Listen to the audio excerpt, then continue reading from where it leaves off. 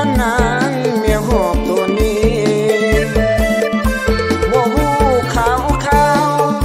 เรื่องราวเป็นตายหายดีจากไปเกือบได้ครึ่งปีป่านนี้น้องอยู่จังใด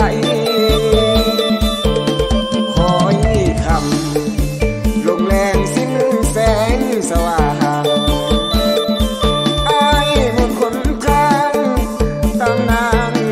ไปอยู่ใส่เลี้ยงลูกสองคน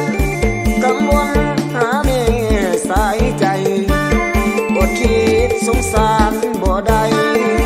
ผู้ชายห้องให้ก็เป็นชาตินี้เหมือนมีเวรกรรมชีวิตต้อยต่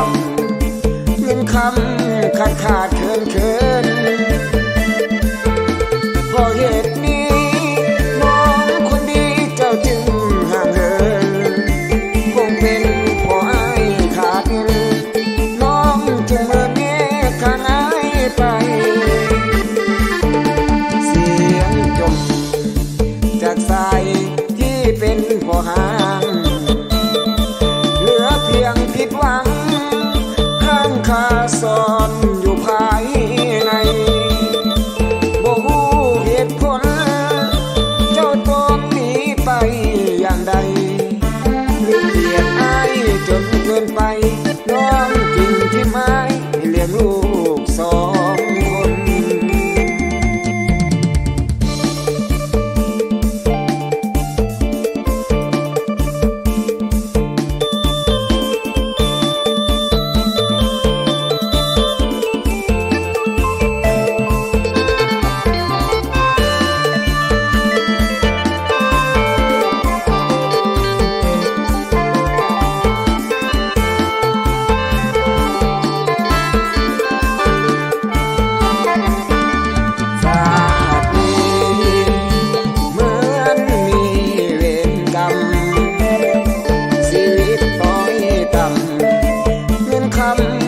ขาดเคิน